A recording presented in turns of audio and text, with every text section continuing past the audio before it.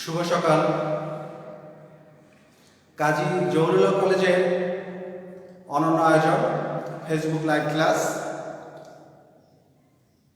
আজকের Facebook live ক্লাসে কাজী জহুরুল হক কলেজের সকল বিভাগের শিক্ষার্থীদের শুভেচ্ছা এবং অভিনন্দন জানাচ্ছি।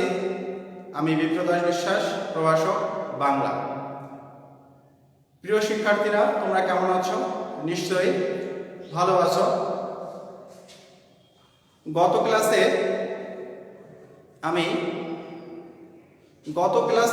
গত কিছুদিন আগের ক্লাসে, অর্থাৎ তোমাদের প্রাক নির্বাচনী পরীক্ষার ঠিক আগে, আমি তোমাদের সমাস এই বিষয়ের উপর পাঠদান করতেছিলাম। তো তোমাদের সমাসের একদম শেষের একটা ক্লাস হয়তো আমি মনে করছি যে সমাসের উপরে হয়তো তোমাদের আর একটা ক্লাসের দরকার আছে, কেননা বিভিন্ন বোর্ডে যে প্রশ্নগুলো আসছে, যে সমাসগুলো আসছে, সেই সমাসগুলো আলোচনা করার দরকার আছে। এছাড়াও তোমাদের আরও দুইটা সমাস যে 6 প্রকার, সেই 6 প্রকার ছাড়াও আরও দুইটা সমাস, একটা হচ্ছে প্রাদি সমাস আর একটা হচ্ছে নিত্য সমাস। তো আমার মনে হচ্ছে যে তোমাদের প্রাদি সমাস এবং নিত্য সমাস, এই দুটো সমাস আলোচনা করা প্রয়োজন, এবং সেই সাথে বিভিন্ন বোর্ডে যে সমাসগুলো আসছে সে সম্পর্কে একটু আলোচনা করা প্রয়োজন। তো প্রিয় শিক্ষার্থীরা, প্রথমে আমি প্রাদি সমাস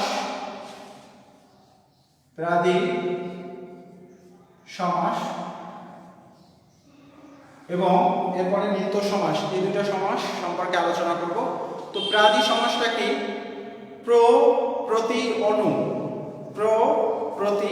প্রভৃতি অব্যয়ের সঙ্গে বা প্রভৃতি অব্যয়ের সাথে যদি কৃত প্রত্যয় সাধিত, আবার বলছি, প্রতি অনু প্রভৃতি অব্যয়ের সাথে যদি কৃত প্রত্যয় সাধিত বিশেষ্য সমাস হয়, তাকে প্রাদি সমাস বলে।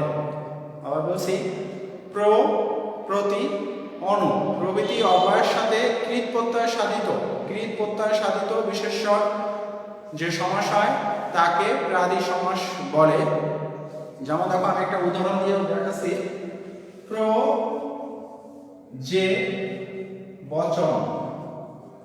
প্রবচন, তো সংজ্ঞাটা ছিল প্রতি অনু প্রভৃতি অব্যয়ের সঙ্গে কৃত প্রত্যয় সাধিত বিশেষ্য সমাস হবে। প্রতি অনু প্রভৃতি অব্যয়ের সাথে কৃত প্রত্যয় সাধিত বিশেষ্য সমাস হবে, তাকে প্রাদি সমাস বলে। দেখো, এখানে আছে এবং বচন, এটা হচ্ছে কৃত প্রত্যয়।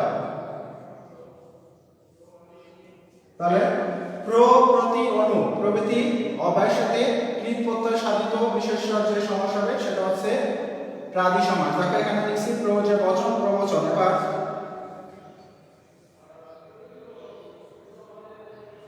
পরি যে গমন,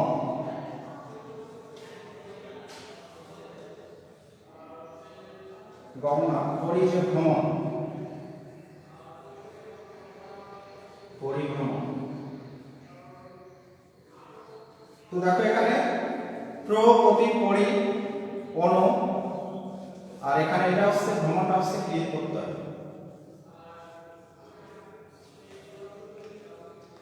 তো আবার বলছি যে প্রতি অনু প্রভৃতি অব্যয়ের সাথে প্রতি অনু পরি প্রভৃতি অব্যয়ের সঙ্গে যদি কৃত প্রত্যয় সাধিত বিশেষ্য সমাস হয়, তাকে প্রাদি সমাস বলে। যেমন দেখো, যে বচন, প্রবচন, তারপর পরি যে ভ্রমণ, পরিভ্রমণ। এবার আছে অনুতে যে তাপ, অনুতাপ। এখানে তাপটা হচ্ছে কৃত প্রত্যয় সাধিত বিশেষ্য শব্দ। তো এরপরে যেটা আছে সেটা হচ্ছে নিত্য সমাস। প্রাদি সমাসের পরে আরেকটা সমাস বাকি আছে, যেটার নাম হচ্ছে নিত্য সমাস। তো নিত্য সমাসটা একটু দেখো তোমরা।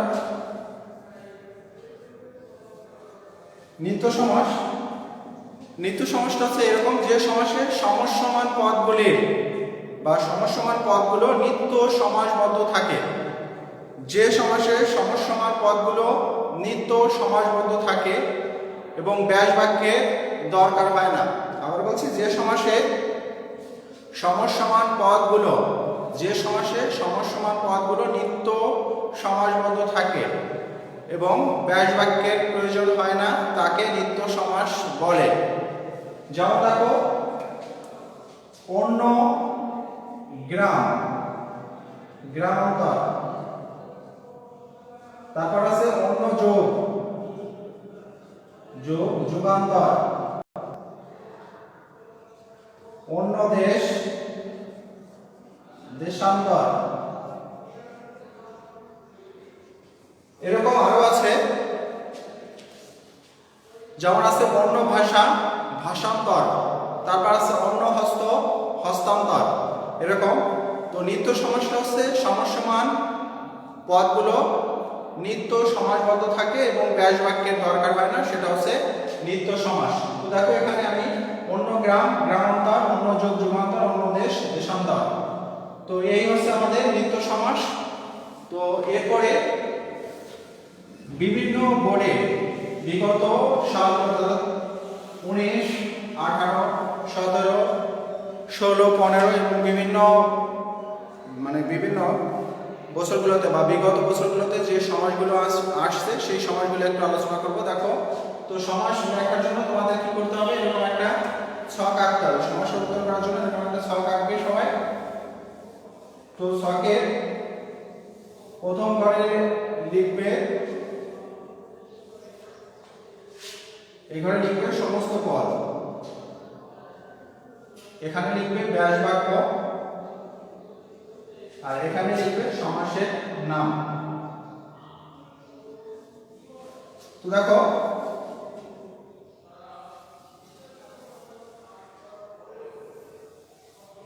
প্রথমে একটা দেখাই। প্রথমে আছে চিরসুখী,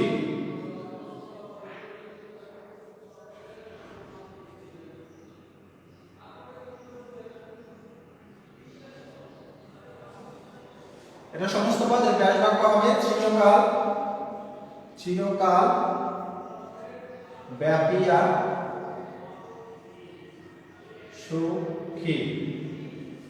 এটা সমাসের নাম হবে দ্বিতীয়া তৎপুরুষ সমাস। তো দেখো, এবার দ্বিতীয় তৎপুরুষ সমাস হলো কি জন্য বা কিভাবে হলো সেটা দেখো। তো আমরা যখন তৎপুরুষ সমাস পড়ছি, তো তৎপুরুষ সমাসে বলছে যে তৎপুরুষ সমাসের সংজ্ঞাটা এরকম ছিল, কে রে জন্য নিমিত্ত, কে রে জন্য নিমিত্ত ব্যাপিয়া, কে রে জন্য নিমিত্ত ব্যাপিয়া, এগুলো থাকলে সেটা হচ্ছে দ্বিতীয়া তৎপুরুষ সমাস হয়। কে রে, ব্যাপিয়া, এগুলো থাকলে দ্বিতীয়া তৎপুরুষ সমাস হয়। দেখো এখানে আছে চিরকাল ব্যাপিয়া সুখী, চিরসুখী। তো ব্যাস বাক্যটা দেখো, ব্যাস বাক্য হচ্ছে চিরকাল ব্যাপিয়া সুখী, চিরসুখী। তো এরপরে যদি এরকম বলা হয় যে বিয়ের জন্য পাগলা, বিয়ে পাগলা, তো দ্বিতীয় তৎপুরুষের সংজ্ঞা হচ্ছে পূর্ব পদের দ্বিতীয় বিভক্তি লোপে যে সমাস হয় সেটা হচ্ছে দ্বিতীয় তৎপুরুষ সমাস। তো দেখো, পূর্ব পদের সাথে ব্যাপিয়া, এটা লোপে যে সমাস হলো সেটা হচ্ছে দ্বিতীয় তৎপুরুষ সমাস। দেখো চিরকাল ব্যাপিয়া সুখী, চিরসুখী, এখানে এই ব্যাপিটা হচ্ছে পূর্ব পদের সাথে সম্পৃক্ত, ব্যাপিয়াটা লোপে চিরসুখী হলো। তারপর দেখো, যদি বলা হয় বিয়ে পাগল, বিয়ের জন্য পাগল, এই জন্যটা এটা বাদ দিয়ে বা এটা লোপ পেয়ে যে সমাস হলো সেটা হচ্ছে দ্বিতীয় তৎপুরুষ সমাস। যেমন বিয়ের জন্য পাগলা, বিয়ে পাগলা, এরকম। এরপর দেখো আরো আছে, যেমন আছে পলান্ন, পলান্ন, পল শব্দের অর্থ হচ্ছে মাংস, পলান্ন, পল মিশ্রিত অন্ন। তো এটা হচ্ছে মধ্য পদ লোপী কর্মধারয় সমাস। তো দেখো, পলান্ন, এটা ব্যাস বাক্য হবে পল মিশ্রিত অন্ন। তো এটা মধ্যপদলোপী কর্মধারয় সমাস হলো এর জন্য দেখো যে মধ্যপদ লোপে যে সমাস হয় সেটা হচ্ছে মধ্যপদলোপী কর্মধারয় সমাস। এখানে পল মিশ্রিত অন্ন, মিশ্রিত হচ্ছে মধ্যপদ, এটা লোপে পলান্ন হলো, এই জন্য এটা হচ্ছে মধ্যপদলোপী কর্মধারয় সমাস। এরপর দেখো আছে বিশালাক্ষী, পরে যেটা আছে বিশালাক্ষী, বিশালাক্ষী, বিশাল অক্ষী জাত। তো তোমাদের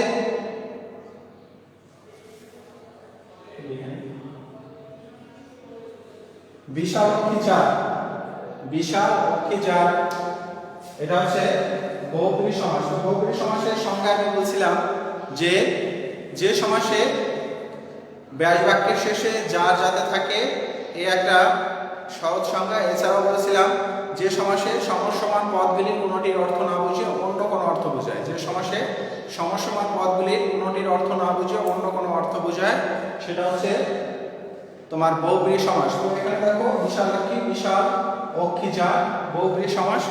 তো এরকম আরো আছে, দেখো এরপরে আছে 7 17। 7 17 তোমরা এরকম এভাবে উত্তর করবে, সমস্ত যেটা দেওয়া থাকে প্রশ্ন সেটা হচ্ছে সমস্ত পদে করে লিখবে, তারপরে মাঝে ব্যাস বাক্য লিখবে, তারপরে এবারে সমাসের নাম লিখবে।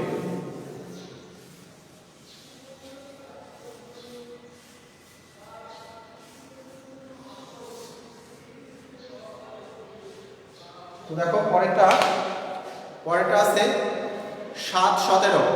তো এই করে লিখবে 7 17, ব্যাস বাক্য এখানে লিখবে 7 ও 17। তো ব্যাস বাক্যে যদি ও আর এবং থাকে তাহলে কোন সমাস? ব্যাস বাক্যে ও আর এবং থাকলে দ্বন্দ্ব সমাস। তো এইভাবে লিখবে, এই প্রথম যে সমস্ত পদের ঘরে লিখবে 7 17, এখানে ব্যাস বাক্য লিখবে 7 ও 17, সমাসের ঘরের নাম এই ঘরে লিখবে দ্বন্দ্ব সমাস। দ্বন্দ্ব সমাসটা এই কারণে যে যে সমাসে ব্যাস বাক্যে ও আর এবং থাকে সেটা হচ্ছে দ্বন্দ্ব সমাস। এরপরে আছে যথাবিধি, যথাবিধি, যথাবিধি এটা ব্যাস বাক্য। প্রথমে এবারে লিখবে যথাবিধি, এরপরে ব্যাস বাক্যটা লিখবে বিধিকে অতিক্রম না করে, বিধিকে অতিক্রম না করে, এটা হচ্ছে অব্যয়ভাব সমাস। তো অব্যয়ভাব সমাসের সংজ্ঞাটা ছিল যে পূর্ব পদে অব্যয়যোগে নিষ্পন্ন সমাসে অব্যয়ের অর্থ প্রধান থাকবে, কিন্তু অব্যয়ের অর্থ একটু পরিবর্তিত হয়ে যাবে। যেমন দেখো বিধিকে অতিক্রম না করে, যদি অতিক্রম না করে এরকম থাকে তাহলে সেটার পরিবর্তে বসবে যথা। যেমন যথা বিধি হচ্ছে বিধিকে অতিক্রম না করে যথাবিধি, এটা হচ্ছে অব্যয়ভাব সমাস। এরপর দেখো আছে সপ্তর্ষি। তো সমস্ত পদের ঘরে লিখবে সপ্তর্ষি, এর ব্যাস বাক্যটা হবে সপ্ত ঋষির সমাহার, সপ্ত ঋষির সমাহার। তো তোমাদের নিশ্চয়ই দ্বিগু সমাস মনে আছে, যে সমাসে পূর্বপদে সংখ্যাবাচক শব্দ, পরপদে সমাহার সমষ্টি থাকে।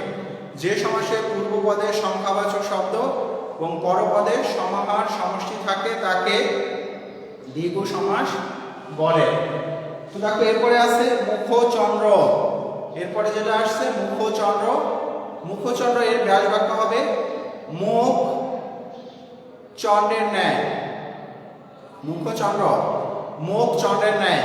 তো তোমাদের আমি যখন উপমান এবং উপমিত কর্মধারয় সমাস পড়িয়েছিলাম তখন বলছিলাম যে জায়গায় মান ঠিক থাকবে সেটা হচ্ছে উপমান কর্মধারয়, মান ঠিক থাকলে উপমান, আর যেখানে মান ঠিক থাকবে না সেটা হচ্ছে উপমিত কর্মধারয় সমাস। দেখো মুখচন্দ্র, এটা একটু লিখে দেখেন, মুখচন্দ্র, মুখ চন্দ্রের ন্যায়। তো দেখো মুখ চন্দ্রের ন্যায়, মানুষের মুখ কখনো চন্দ্রের মতো হতে পারে না। মুখ চন্দ্রের ন্যায়, মানুষের মুখ কখনো চন্দ্রের মতো হতে পারে না। তো এটা মান ঠিক নাই, অর্থাৎ এটা মিথ্যা, ভণ্ডামি, চাপাবাজি। তো এরকম থাকলে সেটা হচ্ছে উপমিত কর্মধারয় সমাস, সেটা হবে উপমিত, উপমিত কর্মধারয়। তো দেখো এরপর আরেকটা দেখাই কাজল কালো।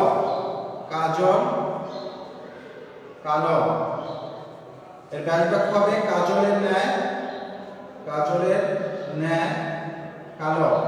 তো দেখো এটার মান ঠিক আছে, কাজল শব্দের অর্থ কালো আর কালো অর্থ কালো। তো এটার মান ঠিক আছে, তাহলে মান ঠিক থাকতে হবে উপমান কর্মধারয়, উপমান কর্মধারয়। তো এরপর দেখো আমি আরেকটা লিখে তুষার শুভ্র, তুষার শুভ্র, তার ব্যাস বাক্য হবে তুষারের ন্যায়, তুষারের ন্যায় শুভ্র। তো এটাও উপমান কর্মধারয় সমাস। তো উপমান কর্মধারয় সমাস কিভাবে দেখো, বলছিলাম যে মান ঠিক থাকলে উপমান কর্মধারয় সমাস। এবং এখানে তুষার শব্দের অর্থ বরফ, আর বরফ সাদা, শুভ্র শব্দের অর্থ সাদা, অর্থাৎ তুষারও সাদা, শুভ্র সাদা, তাহলে মান ঠিক থাকলে উপমান কর্মধারয় সমাস।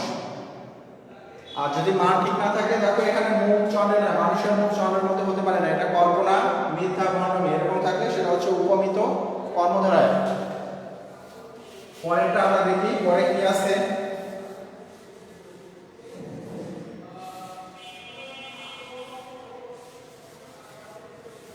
পরেরটা দেখি।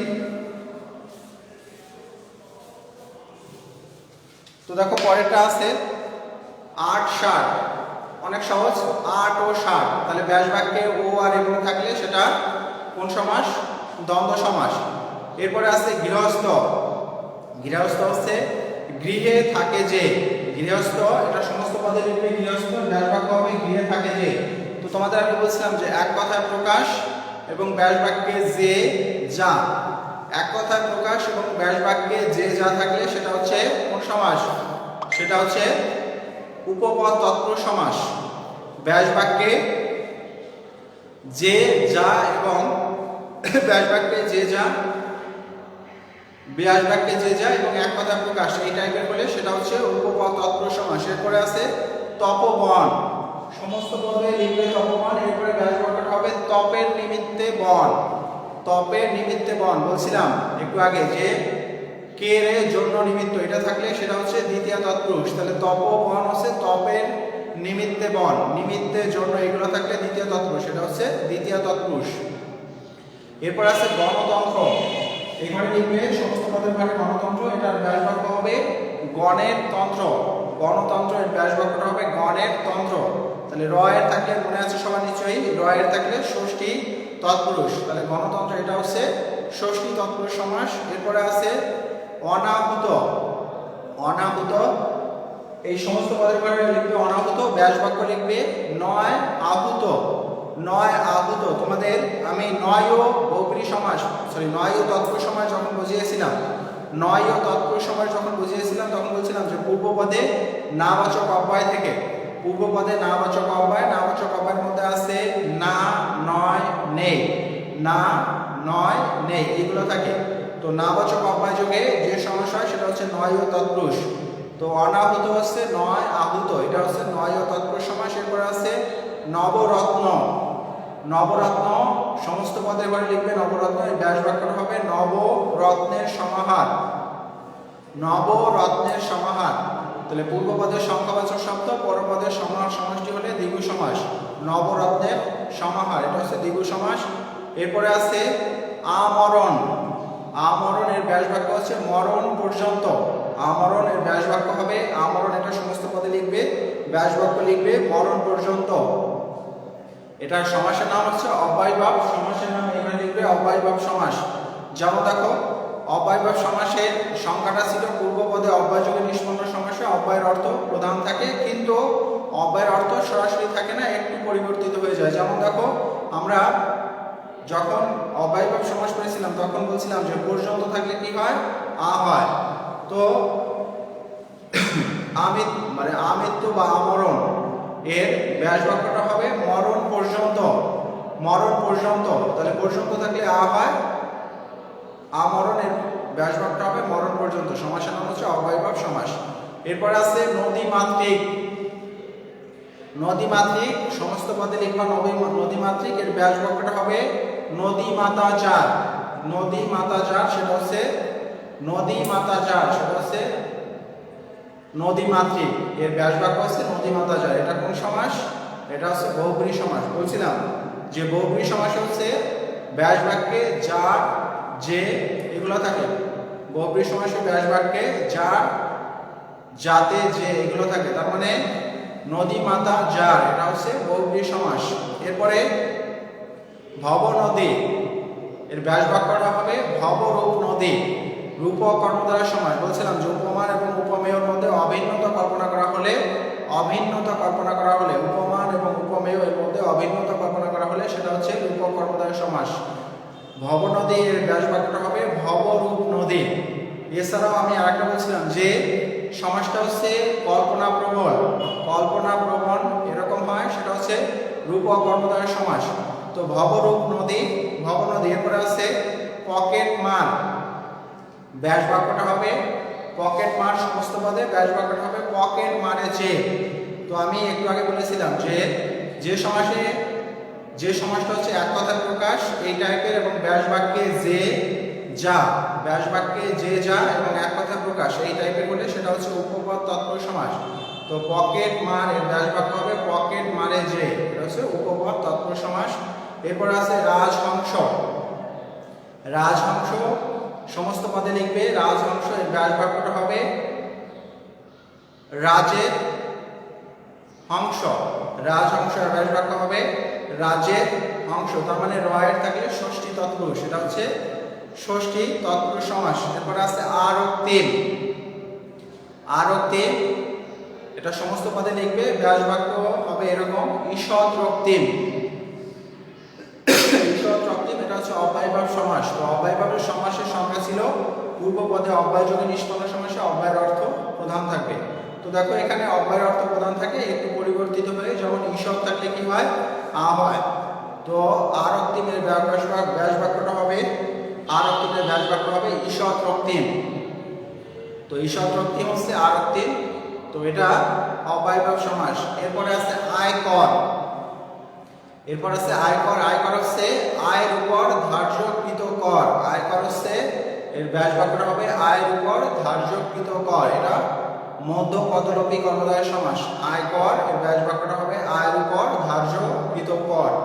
তো দেখো এখানে ব্যাস বাক্যের মধ্যপদটা লোপ পেল কোথায়, সমস্ত পদে। তাহলে আয়ের উপর ধার্যকৃত কর আয়কর। এরপর আছে কুশীলব। পরেরটা আছে কুশীলব, এর ব্যাস বাক্য হবে কুশী ও লব, দুইজনের নাম কুশী ও লব। তো ব্যাস বাক্যে ও আর এবং থাকলে সেটা দ্বন্দ্ব সমাস। তো এরপরে আছে পঙ্কজ। পঙ্কজের ব্যাস বাক্য হচ্ছে পঙ্কে জন্মে যা। পঙ্কজ এর ব্যাস বাক্য হচ্ছে পঙ্কে জন্মে যা। আমি বলছিলাম যে এক কথায় প্রকাশ এবং ব্যাস বাক্যে যে যা, এক কথায় প্রকাশ এবং ব্যাস বাক্যে যে যা থাকলে সেটা হচ্ছে উপপদ তৎপুরুষ। তো পঙ্কজ এটা হচ্ছে উপপদ তৎপুরুষ সমাস। এরপর আছে পুষ্প সৌরভ। এর ব্যাস বাক্য হবে পুষ্পের সৌরভ। তাহলে রয় এটা কোন বিভক্তি, ষষ্ঠী বিভক্তি। ষষ্ঠী বিভক্তি লোপ পেয়ে যে সমাস হয় সেটা হচ্ছে ষষ্ঠী তৎপুরুষ। পুষ্প সৌরভ এর ব্যাস বাক্য হবে পুষ্পের সৌরভ। পুষ্প সৌরভ এর ব্যাস বাক্যটা হবে পুষ্পের সৌরভ। তাহলে এটা কোন সমাস, যেহেতু ষষ্ঠী বিভক্তি লোপ পেয়েছে এটা হচ্ছে ষষ্ঠী তৎপুরুষ সমাস। এরপর আছে গঙ্গা যমুনা মেঘনা। সমস্ত পদে লিখবে গঙ্গা যমুনা মেঘনা। তো এর ব্যাস বাক্য হবে গঙ্গা যমুনা ও মেঘনা। গঙ্গা যমুনা ও মেঘনা। তো ব্যাস বাক্যে ও আর এবং থাকলে কোন সমাস, দ্বন্দ্ব সমাস। এটা হচ্ছে দ্বন্দ্ব সমাস। আর দ্বন্দ্ব সমাসে যদি দুইয়ের অধিক পদ থাকে সেটা হচ্ছে বহুপদী দ্বন্দ্ব। তো গঙ্গা যমুনা মেঘনা এটা হচ্ছে বহুপদী দ্বন্দ্ব সমাস। এরপর আছে চন্দ্রচূড়। পরে যেটা আছে চন্দ্রচূড় হচ্ছে চন্দ্রচূড়ায় জাত। চন্দ্রচূড়ের ব্যাস বাক্য হচ্ছে চন্দ্রচূড়ায় জাত। তো ব্যাস বাক্যে জাত জাতে থাকলে কোন সমাস, বহুব্রী সমাস। তাহলে চন্দ্রচূড়ায় জাত এটা হচ্ছে বহুব্রী সমাস। তারপর আছে অনাচার। সমস্ত পদে লিখবে অনাচার। ব্যাস বাক্য হবে নয় আচার। ব্যাস বাক্য কি হবে, নয় আচার। নয় আচার। তো দেখো অনাচারের ব্যাস বাক্য হবে নয় আচার। নয় আচার। তো পূর্ব পদে যদি নাবাচক অব্যয় থাকে তাহলে সেটা হচ্ছে নয় ও তৎপুরুষ। তো দেখো এখানে নয় আছে নাবাচক অব্যয়, এই জন্য এটা হচ্ছে নয় ও তৎপুরুষ সমাস। এরপরে আছে মহাকবি। পরে যেটা আছে মহাকবি, মহান যে কবি। মহাকবি ব্যাস বাক্য হবে মহান যে কবি। আমরা কর্মধারয় সমাসে করছিলাম যে পূর্ব পদে যদি মহান থাকে তাহলে মহানের জায়গায় কি হবে, মহান হবে। যেমন দেখো মহান যে নবী মহানবী, মহান যে কবি মহাকবি, মহানের জায়গায় হবে শুধু মহান। এরপরে আছে গুণে। এরপর আছে গুণমুগ্ধ। গুণমুগ্ধ এর ব্যাস বাক্য হবে গুণে মুগ্ধ। সমস্ত পদে লিখবে গুণ মুগ্ধ বা গুণমুগ্ধ এর ব্যাস বাক্য হবে গুণে মুগ্ধ। গুণে মুগ্ধ। তো ব্যাস বাক্যে এ অতে এ বিভক্তি লোপ পেয়েছে, এ বিভক্তি লোপ পেয়েছে। তাহলে এ বিভক্তি হচ্ছে কোন বিভক্তি? সপ্তমী বিভক্তি। তো সপ্তমী বিভক্তি লোপ পেয়ে যে সমাস হবে সেটা হচ্ছে সপ্তমী তৎপুরুষ সমাস। এরপর আছে যুগান্তর। আমি তোমাদের নিত্য সমাসে পড়িয়েছি যুগান্তরের ব্যাস বাক্য হবে অন্য যুগ, অর্থাৎ যেখানে ব্যাস বাক্যের দরকার হবে না, সমাস সমান পদগুলো নিত্য সমাসবদ্ধ থাকে, সেটা হচ্ছে নিত্য সমাস, ব্যাস বাক্যের দরকার হয় না। যেমন যুগান্তর, এর ব্যাস বাক্যটা হবে অন্য যুগ, সমাসের নাম হবে নিত্য সমাস। এরপর আছে শূন্য সামন্ত। শূন্য সামন্ত সমস্ত পদে লিখবে, ব্যাস বাক্য হবে শূন্য ও সামন্ত, ব্যাস বাক্য হবে শূন্য ও সামন্ত। তাহলে শূন্য ও সামন্ত ব্যাস বাক্যে ও আর এবং থাকলে সেটা হচ্ছে ব্যাস বাক্যে ও আর এবং থাকলে সেটা দ্বন্দ্ব সমাস। এরপরে আছে সহোদর। সহোদর শব্দের অর্থ হচ্ছে, সহোদর মানে হচ্ছে তোমার একই মায়ের গর্ভজাত সন্তান, অর্থাৎ সম্পর্কে যারা হচ্ছে দুই ভাই। সহোদরের ব্যাস বাক্য হবে সহ উদরজাত। ব্যাস বাক্য সহোদরের ব্যাস বাক্য হচ্ছে সহ উদরজাত, এটা ব্যাস বাক্য। এটার সমাসের নাম হচ্ছে, সমাসের নাম যার যাতে থাকলে বহুব্রী সমাস। তাহলে সহ উদরজাত এটা বহুব্রী সমাস। এরপর আছে নয়, এরপর আছে অনাশ্রিত। এই ব্যাস বাক্য হবে নয় আশ্রিত। অনাশ্রিত ব্যাস বাক্য নয় আশ্রিত। তো পূর্ব পদে যদি নামবাচক অব্যয় থাকে সেটা হচ্ছে নয় তৎপুরুষ, তাহলে নয় আশ্রিত এটাও নয় তৎপুরুষ সমাস। তো প্রিয় শিক্ষার্থীরা, তো সমাসের ক্লাস আজ এ পর্যন্তই। যদি তোমাদের সমাসের ক্লাস আরও বেশি, যদি তোমরা মনে করো যে আরও বেশি সমাসের ক্লাস দরকার আছে, তাহলে অবশ্যই আমাকে জানাবে। আর যদি তোমরা যদি জানাও যে আরও বেশি দরকার আছে, তাহলে আমি পরবর্তীতে আবার সমাসের উপর ক্লাস করাবো। তো আজ এ পর্যন্ত, ধন্যবাদ সকলকে।